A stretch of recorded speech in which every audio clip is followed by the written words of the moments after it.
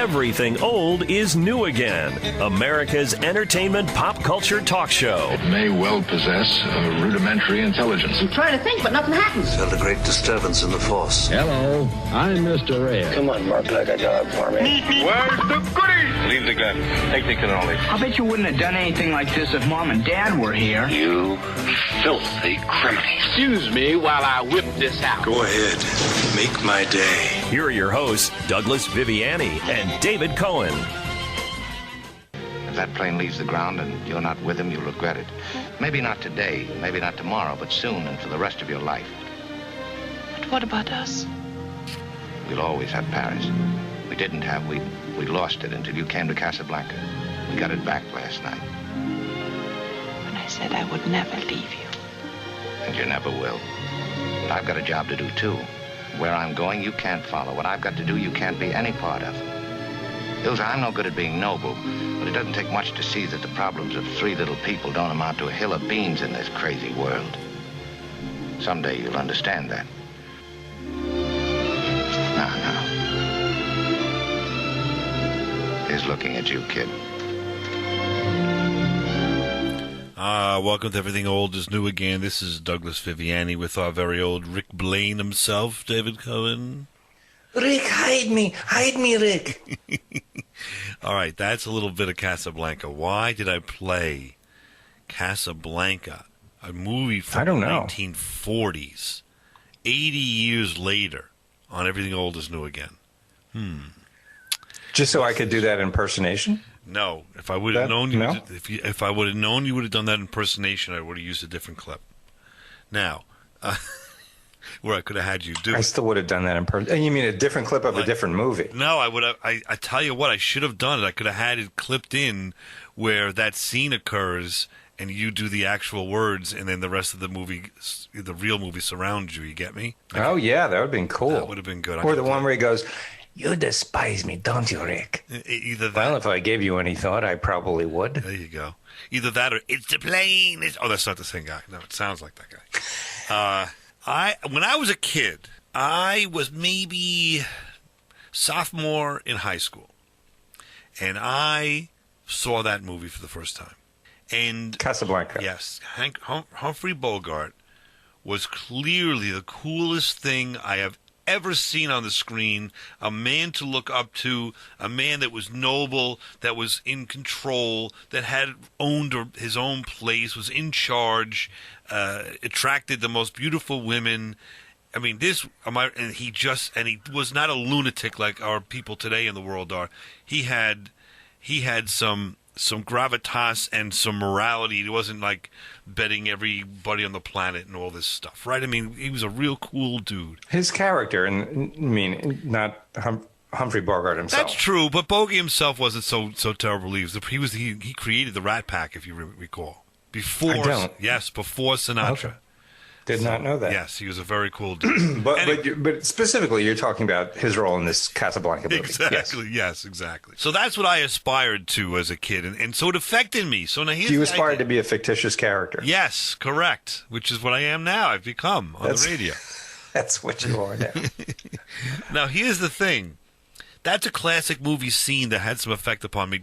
I think there are some classic movie scenes out there that need to be examined a smidge here and there by Everything Old is New Again, just to see, the effect on us. Or just, do you remember these scenes? The movies are getting older, and I don't think anyone's watching the older movies anymore, especially if they're in black and white. Maybe we can kick it a little bit in the arm, because some of these are well worth it. Am I wrong? You're not wrong. All right, let me see if I can sell you on the waterfront. You remember that night in the garden you came down my dressing room and said, "Kid, this ain't your night. We're going for the price on Wilson." You remember that? This ain't your night. My night, I could have taken Wilson apart.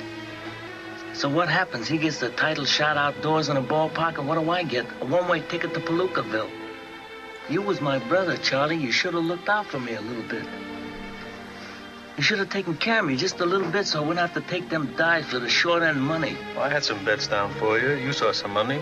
You don't understand. I could have had class. I could have been a contender. I could have been somebody. Instead of a bum, which is what I am. Let's face it. David Cohen mouthing every word of that scene as it goes on. Why, David? Do you even know? And know basically every word of that scene. Oh, because it was a great movie. It was a great scene. And it's just memorable acting-wise, memorable on the level of brothers talking together, memorable in that, to me, I saw that movie again, like maybe, junior high school. I didn't even know that what was this movie? I never heard of it, didn't know anyone that was in it, had no idea, and I was blown away by the gravitas of the story, and there was very little to it in terms of special effects and all that stuff. It was a fight and a couple of gunshots, and man, was that a memorable movie. But that scene, more than anything, really solidified me as a fan for why what was it about the scene that impacted you that way? I think it's just two brothers in the back of the car at cross purposes, and the blood, so to speak, being thicker than water, and one brother actually, turning on the other with a gun, saying, "Look, I got these external forces that are going to destroy me unless I get you to do something, and you're not going to do it. Now what do I do? It's either me or you." And then he eventually chooses, "Well, I guess I'm the one that's going to die from this because I want you, my brother, to live a good life." Basically. And in real life, you have a brother. Yes, correct. So it resonated to you in that way. I think so. What about you? Do you have any sense of that, or any other reason why this scene may have, you memorized the lines, for goodness sake? Well, not perfectly. If you were watching me, yeah. All right. Well, you're familiar with the lines. But I was familiar with it. Well, it's a classic. I could have been a contender. You and I grew up, and that was just a saying. You always heard of it. You didn't know where it came from necessarily, but I could have been a contender. So I watched the movie just to see what that was all about. All right, how about this one?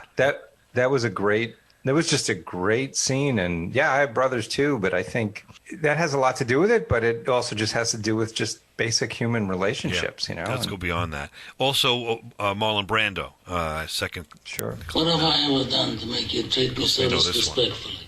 You'd come to me in friendship. Then the scum that ruined your daughter would be suffering this very day. And if by chance an honest man like yourself should make enemies, then he would become my enemies. And then they would fear you. Be my friend? Godfather? Good. Someday, and that day may never come, I'll call upon you to do a service for me. But until that day, accept this justice as a gift on my daughter's wedding day. I mean, memorable in that I knew nothing about the mob until that movie, and then it just like opened the door to a whole another level of life that wasn't so wonderful, but life isn't at all Casablanca, right? Right. I mean, do you know, I saw some story about Marlon Brando, and especially in The Godfather, like he wasn't very big on memorizing lines, so a lot of times you'd see, he wouldn't be necessarily speaking or looking at the camera when he was, reciting lines. He might turn and look to the side a little bit or look down. It's because there were cue cards all over. So when he was turning away, a lot of times he was just reading his lines off the cue card. That's why he did it. Yeah, the whole speech that he did in Apocalypse Now, he did off the top of his head in one take. He was like, "I'm not doing this again. I'm doing it right now," and that's it. And half of it was improvised. Wow. Citizen Kane. Well, I'm sorry, I didn't interrupt you, but yeah, that was yeah. He got the sense of it, but he didn't respect the written word, so to speak. He was like, right. "I'm in charge. I'm the character," And he was one of the few that could do it, I guess you could say.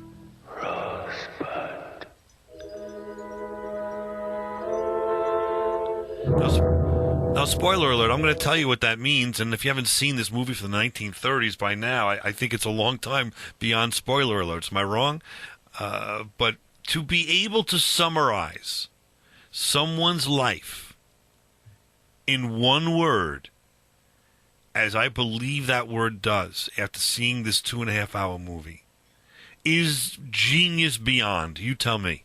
Yeah, I guess so. Oh, my God. Can you summarize your life in one word and actually have people know what you mean? Yeah, I can't say the word over the air, but yes, I absolutely can. All right. Well, I couldn't. I just thought that was great. Here's another moment. I remember. Do you remember your son? I remember my son during this moment. I'll never join you. His reaction. If you only knew the power of the dark side. Obi-Wan never told you what happened to your father. He told me enough. He told me you killed him. Luke, I am your father.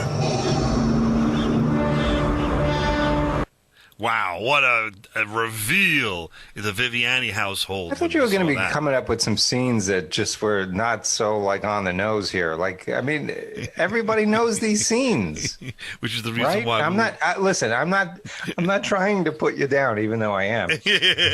We will continue. But it's like, but I mean, come on. We've all heard these scenes. We know what these scenes are about. No, am I wrong? Could I be setting something up in the second section of this episode? I hope so. Yes, we'll be back right this. Everything yeah, again. Luke, I'm your father. Okay.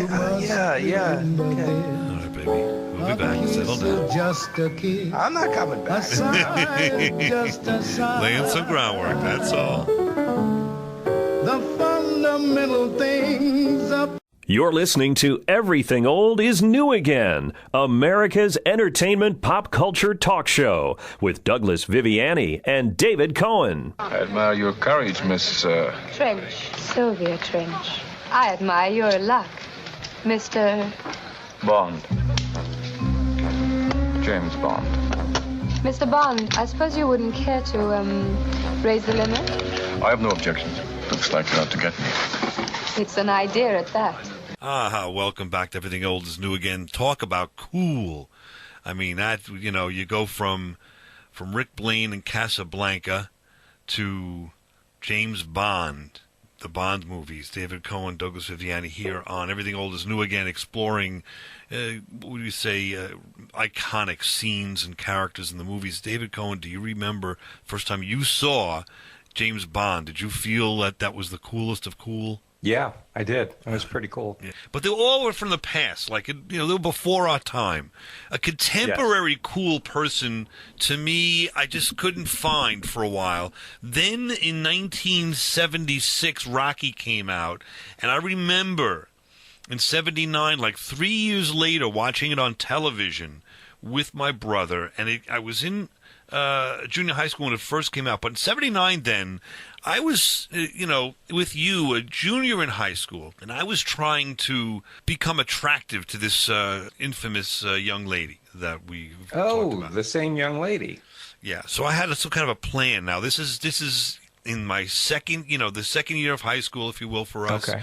It's really the third year, but for us it was second year because we did 10, 11, and 12, right? So we were in 11th grade, and I'm thinking, how can I be the Rocky? And I'm watching this movie with my brother, and this scene inspires me.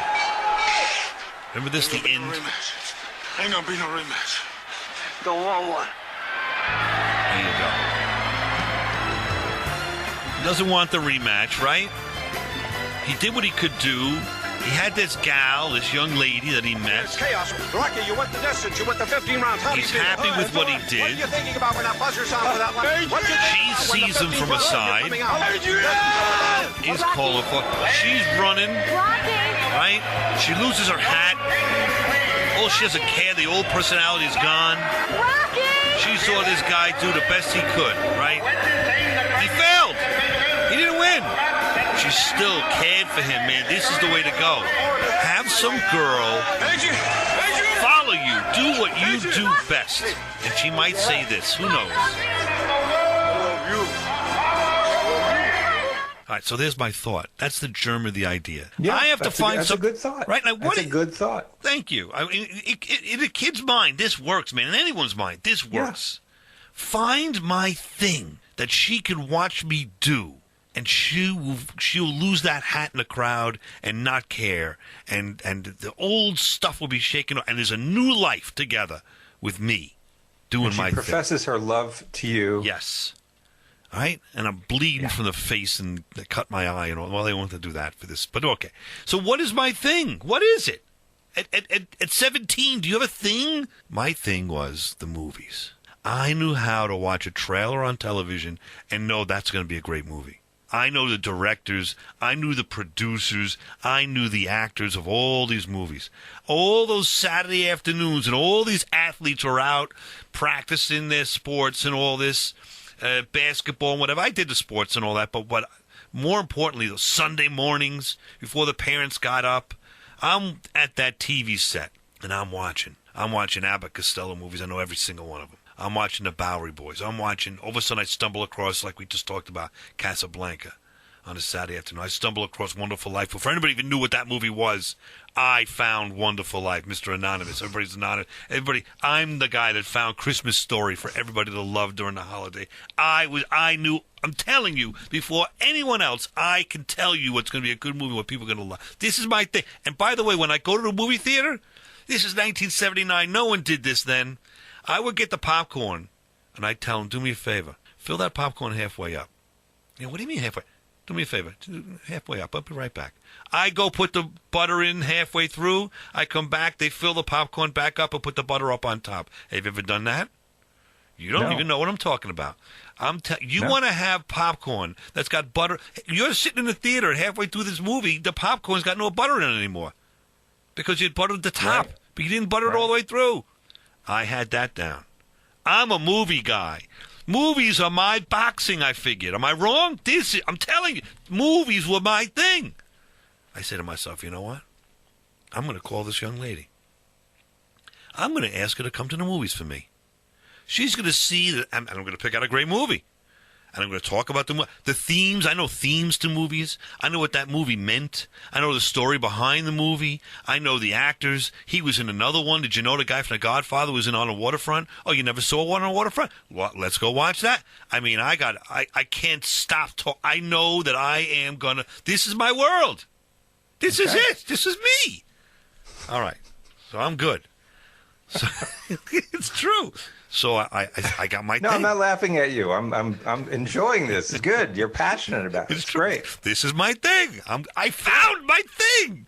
She's going to fall in love with me, this girl. I'm in smooth sailing. All right, so I asked her to go out. And, you know, this upcoming Saturday night, she says, no, I can't go. I have to go to the basketball game. The basketball game. I promised someone I'd go to the basketball game instead. I take a breath. Okay, great. All right, fine. All right, have a good night. Whatever. I say to myself, you know what? I'm not giving up. I never give up. I never give up. This Saturday night, I'm going to that game. I'm going to find her in that audience, the Half Hollow Hills High School East audience. I'm going to see what she's doing. Who is she cheering on? What's this all about? Why is basketball so important to this one? So this is where the stalking started. Correct. Okay. The first person to stalk anyone on the planet. Before it was a crime. Before it was a crime to stalk, I was stalking. So we're at the game. You're a pioneer. Yes. And I'm there with my buddy Ken Scalepi. You know Scalepi. He's been on our show. Oh, sure. I know Ken, yeah. We were buddies. He says, all right, let's go to the game. He says, all right, we'll go to the game. So we go to the game, and there I see her. I see the young lady. And she is, like, enamored with these athletes. This is her thing. She is cheering on this team, which, by the way, we all know our team was terrible, right? They were terrible. It was horrible. We were the But I was there, and I'm saying to myself, what makes this young lady tick? And I'm looking at her, and it's the athletes. And I'm thinking to myself, I'm in trouble. Because the movies ain't going to be the thing. I ain't taking my shirt off in the movie theater. I don't have those washboard abs, right? That these basketball players have. I'm not running up and down any court without even sweating. The guys aren't even sweating. They're in such great shape, right? You don't even sweat. Think about basketball. You're going to run up and down the court 1,000,000 times. This guy's not even sweating. Look at these guys. It's good. You know, they're in good shape. All right, so I can't compete. I'm just mentally trying to put your shirt back on. Go ahead. I'm listening then. Then it hits me. Because I'm going back to the entertainment world, right? And I'm saying, how can I compete with these athletes? What athletic thing could I do to get this young lady to start cheering me on from the sidelines? And this is what I remember. This is what I think of. Remember this? The end of Hawaii Five-0. What do you see at the end of Hawaii Five-0? Which was, by the way, a huge show back then. What do you see when the episode's over? Dano, book 'em. Cuts to this scene. What is it? I don't remember. Sorry. You don't remember? No. Oh, wow. There's 4 guys in a canoe. And they're rowing like lunatics. And they got the big, beefy arms, right? And they're going fast. And they got the waves around them, right? And the music. And I'm saying, and a tan. Yeah. And I'm like, you know what? I can do that. I can row a canoe. That I can do. Am I wrong? Who can't row a canoe? I'm going to ask this one out, and I'm going to tell you to come with me. Yeah. And Ken Scalepi, he's in on this, my buddy. He's ready to go. He's okay. He says, I'm in. He says, I got you. I talked to him about it ahead of time. Ken, will you go canoeing with me? Canoeing? Yeah, you bring your friend Gail. He had a girlfriend at the time. There's always one guy in high school who's got this girlfriend, their boyfriend for like 14 years. That was Kenny and Gail. I remember, They're like 17. They've been boyfriend, girlfriend. So this would be a double date, in other words. So I need a little high. Which is why you didn't ask me, by the way. I needed some guy with the biceps to be bulging biceps. Well, not only guy with biceps, but guy with a girl, which I had neither of. Okay. Exactly. I just wanted to... Let's be clear. You weren't. It's only because you weren't at the game. It's pretty much because I got the idea right then and there watching this basketball game. And to me, this is what I think it's going to be like. I'm thinking back to the movies. I'm thinking horse feathers, canoe scene with what's his name, with Groucho Marx. I picture myself as this guy. This is what's going to happen. This is the first time I've been out in a canoe since I saw the American Tragedy. Oh, you're perfectly safe, Professor, in this boat. That's me. I was going to get a flat bottom, but the girl at the boathouse didn't have one. That's it. Well, Professor, I could go on like this, drifting and dreaming forever. What a day. Spring in the air. Oh, me? I should spring in the air and fall in the lake? Oh, Professor, you're full of whimsy. Can you notice it from there? I'm always that way after I eat radishes. There he is. There's my man. I picture myself, the next Groucho. I'm on the water with the young lady, and that's what I picture. I'm just going to be like. So less about the biceps, more about the comedy. I think I could do that. I could combined with the athleticism of rowing a canoe. Right, and I figure I'm in. This is going to be the greatest thing. I'm going to be the Rocky of canoeing. I'm going to do it. And she's you have the buffer of Ken and Gail, just right? in case. That's my what's the Rocky's guy's name? Burgess Meredith. He's my the trainer. The trainer, yeah. Okay, I'm all set. I'm ready to roll. And then when we come back, we're going to find out, does this scheme work? Can I turn canoeing into a love story? We'll be back right after this. And everything old is new again. These days, the news is full of teen suicide, drug and alcohol abuse, bullying. It's depressing and concerning, but there is hope. WWE Intercontinental Champion Mark Merrow. Champion Choice is a live presentation that empowers students to make positive choices and live their best life. I teach students how to live a drug-free life, prevent bullying, avoid peer pressure, and keep negative people out of their lives. We are defined by our choices. There is hope. To schedule a Champion of Choices presentation for your school or organization, visit thinkpos.org. That's thinkpos.org. Now, back to America's entertainment pop culture talk show. Everything old is new again, with Douglas Viviani and David Cohen.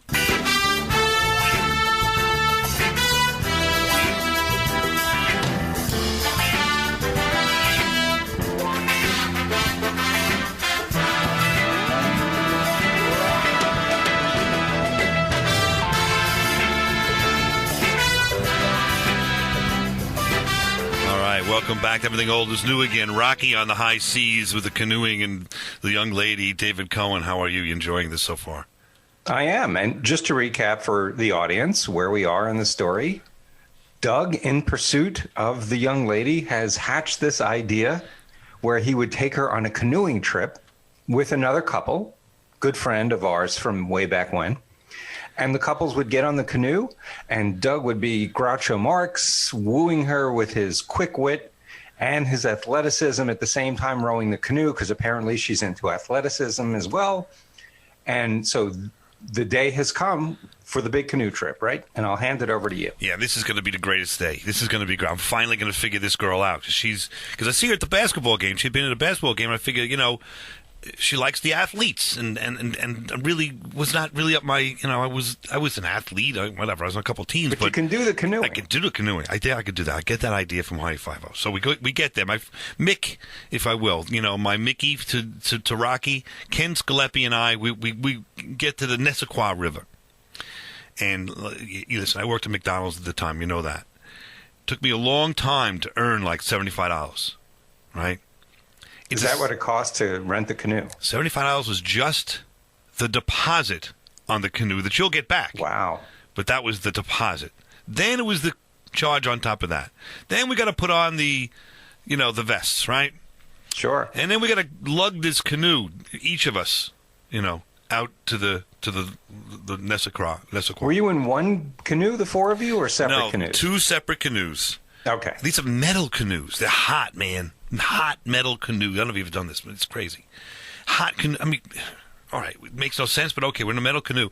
And they're narrow. Have you seen these? Have you done this canoeing business? Have you done this yet? I'm envisioning the kind of canoe you're talking about, yes. It's long, narrow. You know where you usually see them? You go into like Applebee's and look up in the ceiling.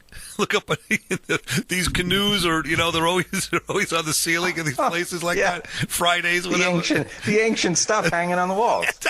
That's what we were in. Okay. But narrow, man, you got to be careful. I'm picturing the one for Wi-Fi. I've got that thing, if you know what I'm talking about, like the training wheel on the side. That stabilizes you. No, we don't have that. It's just the. All right, so we do that. We've never done it before. None of us. So okay, and we don't know the Nessacra. We call it's a river, right? It's a little river, little lake. There's not a lot of water in the middle of Long Island. Usually, the water, is the beach. So what can it be? It's a little lake, whatever. We're fine, a little river. So we get in. We figure. So it's time. It's time. Here we go. This is the match.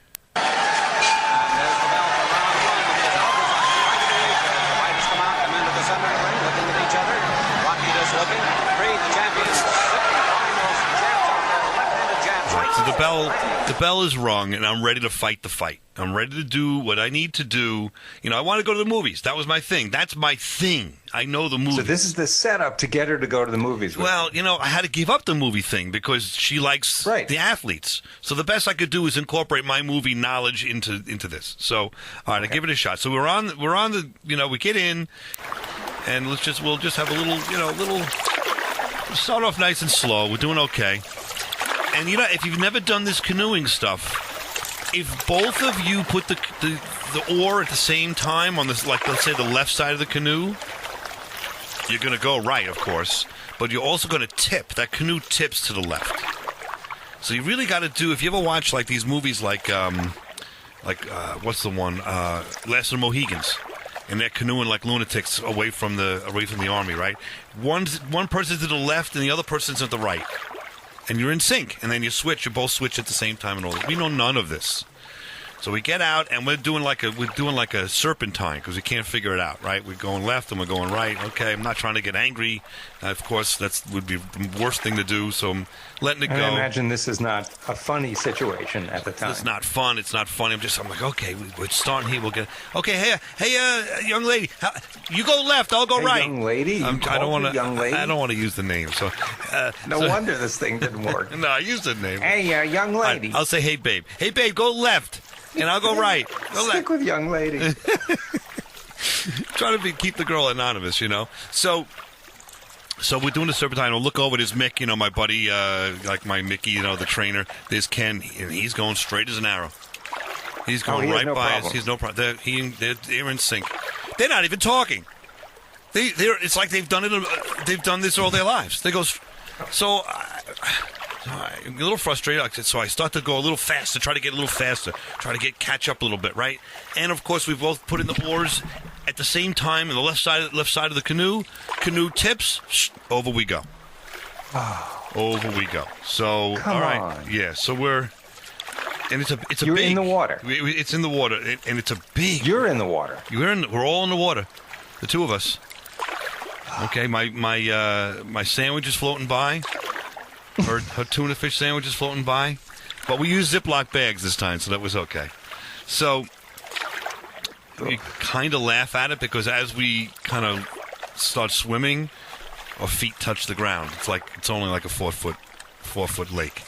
So you can stand. So we could stand. So okay. It's not that terrible. We get back in the canoe. All right, but that was sort of like, I don't know. I went to in the boxing parlance. I was on the canvas for a little bit there. A little bit of a problem. All right, so we keep going, and as we go, now the river opens up this huge area. It's a huge, huge area all of a sudden. Like we're in the middle of an area. It's like a mile to the left, a mile to the right. Like it's huge.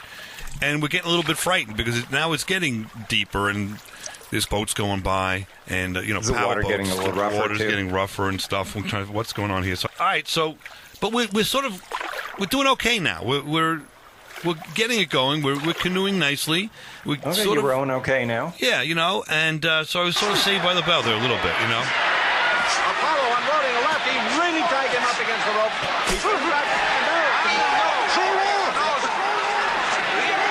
It's hard to tell, but I got in my mind, because remember, this is all from Rocky. It's all inspired from Rocky. And I'm picturing myself Rocky. And I know Rocky had a tough start.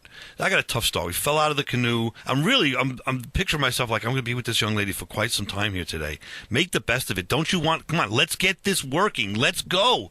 So we start getting in sync, and we're going okay now. We're catching up to Ken and Gail. They're just floating by. They stopped. They literally stopped, and they're just gliding for like 20 minutes, and finally we catch up to them. Like, we're sweating. We fell out of the boat. So then we catch up to them, and we say, okay, let's get going. And it starts to go nice. The day starts going nice. You start to get, when you do something new, you got to kind of get the hang of it, right? So we okay. And all of a sudden, I start canoeing, and paddling, and we're not going anywhere. And paddling more and more. Oh, what happened here? What's going on? Paddling and what? We're in low tide now. Something happened. The tide, I don't know how this stuff works with these rivers, these lakes, whatever. But we're getting out of the canoe now and pushing the canoe. This is supposed to be Groucho Marx, right? Relaxing, joking around, enjoying the sun. I'm pushing a canoe on the Nessequa River. And I'm just like, I'm trying to make it work. And she says to me, not for anything, but I got to get back by 6 o'clock. And what do you mean? I'm in South Pacific at 6 o'clock tonight in the play. She's in the show. She's in the show. She's a dancer. Something I didn't even know. Idiotic person I am, because I'm totally focused on myself to try to, what am I going to do to impress her, right? That she's right. Like, I'm in the show, so I got to get, so all of a sudden she's hinting, like it's a third problem here. She's hinting, by the way, I got to get going here. I got to get back by 6 o'clock. I mean, I know it should be, normally be 5, but we're pushing a canoe through muck and mire now. Like, we got to get rolling here. This is how I feel. I'm knocked down. I'm down. Down, stay down. Yeah. Apollo dancing around with his arms in the air. Ken Scalepi heard that comment, and he was like, stay down. He was like my Mickey. He's like, stay down, man. It's over. You messed up. We gave it our best shot. It ain't going to happen. And I'm like, no, I'm not giving up. I'm not doing it. When we come back, we'll find out if I give up, if it works, it doesn't work. I don't know what's going to happen here. This is just a disaster on the high seas. Holy smokes. Barbecue guy here with fondue. Fondue, what are you doing? You got something there with some ice cream. What are you making up here? I sure do, barbecue guy. I'm topping my favorite ice cream with Howie's spiked cherries, alcohol infused. Never heard of such a thing. First of all, who's this guy, Howie? And what the heck is a spiked cherry? And what kind of flavors? It looks like you got an original and a Bowls of Fire. They look pretty good. They are. HowieSpike.com. You can order them yourself. Actually, if you'd like to try one, why don't you use a sterilized fork and just take one. A fork? I need a fork for it. Are you kidding? I'm opening this up, digging in with my 2 fingers. It's perfect. Grabbing out a couple of cherries, and I dropped one on the floor. You want this one here? Let me take that one, and let me take the rest. Yeah, enjoy. Hey, now that's a cherry. Whoa.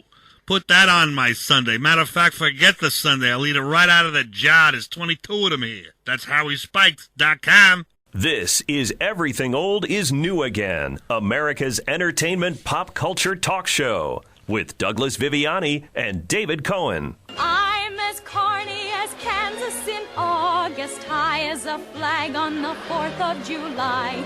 If you'll excuse an expression I use, I'm in love, I'm in love, I'm in love, I'm in love, I'm in love with a wonderful guy. There we go. So this is my dream. But that's not the song that she's singing at the moment.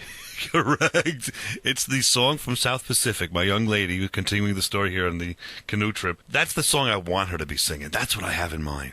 She said to me she's at South Pacific. She's going to be dancing in South Pacific. I didn't even know that in the show later on at night after our canoe trip. So I'm thinking, well, if I can just get her to sing that song, all will be well. But I've been down on the canvas with the Rocky parlance, if you will. I've been down on the canvas 3 times here. And now, We got to get her back. And you don't see any sight. You know, the directions are, by the way, go down, and at some point in time you'll see us, the canoe wrangler, if you will, and we will, get you off of the river, take the canoes, we'll drive you back up to where your cars are, and that's how it ends.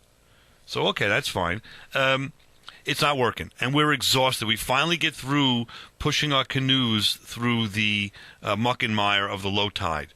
So we're saying, all right, let's at least save the day here a little bit. Get in the canoe, but let's all four of us get in one canoe. We pull the one canoe off to the side, and we say, let's all four get, because if four people in one canoe, then it's sort of, we'll have more man-woman power. When we say we'll be able to push this thing faster and get back down to where we need to be to meet. Does that make sense? Makes sense. It was a good idea. All right, so I think maybe we could give this one more shot. So this is how I'm feeling. I'm just kind of like, I'm taking a deep breath. I'm talking to Ken on the side where we're kind of taking the one canoe and putting it off the side. This is You're going to be where we are. a greasy, fast Italian monster. This is Ken talking to me. You're going to eat lightning. You're going to crap thunder. Yeah. We'll have to put you in a cage, kid. Yeah. That's it. I'm feeling it. Yeah, I'm working out. Keep. Here we go. It's going to happen. I'm coming back from all this nonsense. I'm going to make this day work. Yeah. All right, so we're going down. Yeah, now I feel invigorated. Kenny gave me a nice little pep talk. Thank God it was there. You know the guy. Good. He could do that. It's good that you had him there with you. There's no doubt. The man gave me a little punch in the arm. Come on, man, you could do it. So I'm ready. All four of us get in the canoe. We start canoeing, start paddling. We're all hopped up. We're going a nice rate. We're saying left, go right, go left, boop, and we're not getting anywhere. Like, it's not ending. And the sun's starting to set. It's just not ending. Like, we're doing good, guys. But how long does this take? We're on this river now. It's got to be 2.5 hours. And now, you have the time pressure, right? I got pressure. She's got to be in the show. You don't have the luxury of time. If she misses South Pacific because of this, I'm never going to see her again. Oh, no. Ever. So I pull over. There's these gorgeous houses on the side. I've even done this Nesca River business. Look it up on YouTube. They got some old videos of it. It's gorgeous. And they got these old homes from like the 1900s, 1800s, plantations, whatever. So I said, I got to be the hero. I got to do something. This is not happening. There are no cell phones, nothing. So I get out of the canoe. I pull over. I get out of the canoe, and I run up to the door of one of these old mansions. I knock on the door. There's the housekeeper. I don't know what's the proper word for that. I don't even know. I don't want to offend anybody. We get the gist. Okay. So I ask her to borrow the phone. Blah, blah, blah. She's got to ask the master of the house, can this gentleman use the phone? I look like a slob. What? I explain the situation to him. He says, yeah, go ahead. Use that phone. You're fine. I pick up the phone, I make the call, and I call to the Wranglers there at the place. How far are we? I'm at the White House. I got to get going. Can we get picked up? Yeah, no problem. You'll be fine. You're almost there. Keep going. Right, we'll meet you right past the rapids. All right, great. Thank you. I hang up the phone. I go back. That's the rapids. As I'm walking back to the canoe, I said, did he just say rapids? Did this guy just say rapids? I've fallen out of the canoe. I've pushed the canoe. We got 4 people in the canoe. Rapids? We're going to go through rapids now? So, all right. I honestly feel like I don't know if I could do this, but I've got to. As I'm walking back to the canoe, this is what I'm thinking. I can't see nothing. Got to open my eye. Come here, man. You don't want to do it. Come on, come here. Come here. 5, 6. Like Mick cuts my eye. I'm down for the count. 9. I'm going to get up. I'm getting up. Remember this part of the movie? I do. Although not only Rocky, but I'm getting memories of the movie Deliverance with this story too. Can't believe it. They can't believe it. Viviani's getting up off the canvas. There is a little Deliverance there too, but we won't go there this story. So no hillbillies with shotguns up on the riverbank at all? No? Exactly. Could have been worse. Pretty close, yeah. All right, but I'm getting off the canvas, and I'm going to do it. Guys, I don't even tell them about the rapids. How could I tell them about the rapids? They're exhausted. This group we're not in good stead here. Okay. Yeah, that would have brought morale down even more. Yeah, so it's just around the corner, guys. Let's go. We go around the corner, they see the rapids, and this is no joke. These are rapids. This is like a waterfall kind of thing. There's a lot here. My young lady turns around, she looks at me. She gives me a look I've never seen in my life before. I actually have seen it once later in my life when I was on the aisle waiting for my bride to get married. The look of sheer fear in her face when I was getting married, she was on that. She was This is a whole other story. She We're walked going to up have that to get aisle. into at some point. I saw that sheer terror in her face. You know, you're always nervous and scared when you're getting married. You know what you do? It's the same No, thing. not really. You're all right. Well, we were terrified, and I don't remember a look of terror on my wife's face when we were getting married. No, but go ahead. But that we're getting off. She wasn't marrying me. That's the difference. So here's the story.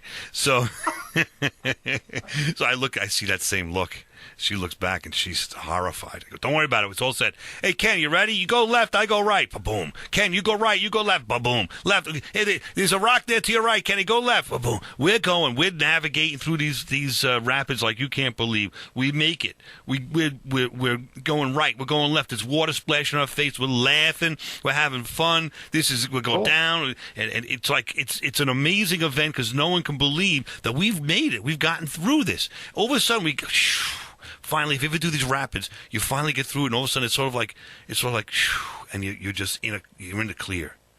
You're in the clear, and it's nice and calm and smooth. You take a breath, and we high five, and we're laughing, say, "This is great! Oh man, what time is it? It's only 2:00, 2:30. We're good." And we get up to the Wrangler, and we're all happy. You know what? I've won. I feel like I have won. This is it. It's all going good. We talked to the Wrangler. So, guys, you did good. It's nice. Where's the other canoe?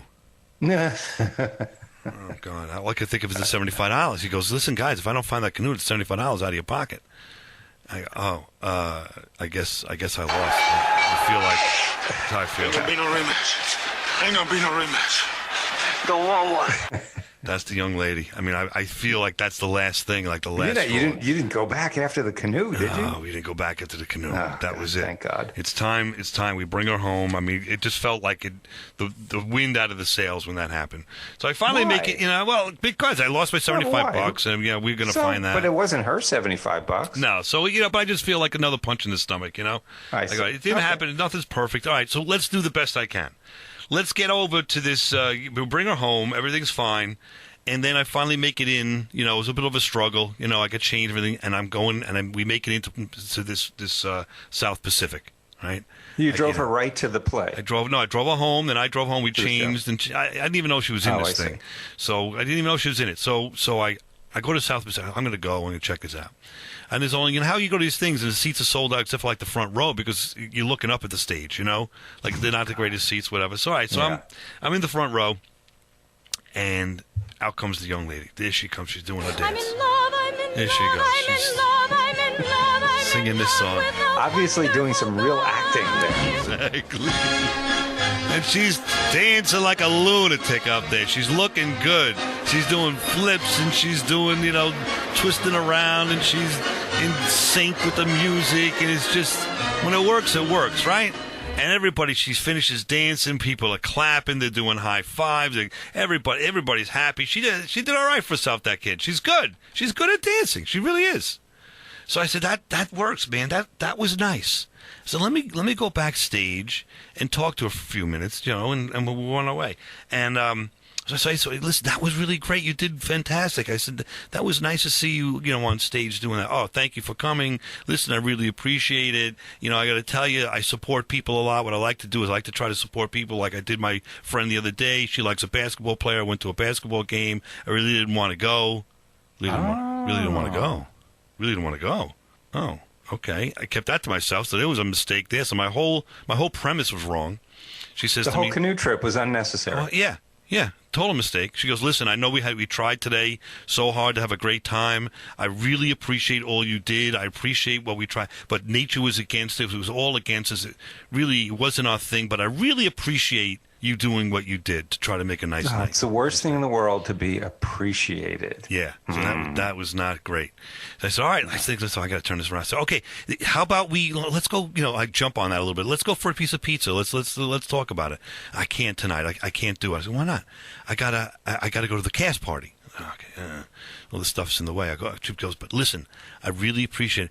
How about we go to the movies next week? Can we just relax? Can we just go to the movies and relax? She wanted to go to the movies, not at your suggestion. And I say to myself, you idiot. I said, this is the whole thing all along. She goes, yeah, I really appreciate you being here and supporting me into the thing that I like to do. So I was the Adrian. I was the one that was She was Rocky.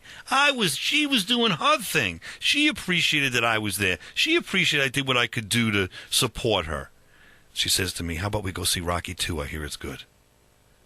And I say, all right, you know what? Come on. Cut to the movies. There I am. And I'm telling the guy, do me a favor with that popcorn. Give me halfway through. She goes, what's that about? I go, don't worry about it. I'll take care of it. You know, we go in, and that's the end of the story. That's where we're at. So I was the Adrian. Good story. I like that. So you gotta kind of get your act together there a little bit. You gotta be. That is definitely an episode of the Doug Viviani's So-Called Life, the new TV series that's going to premiere on Netflix. There we go. You had life lessons learned. Yeah, you had it all.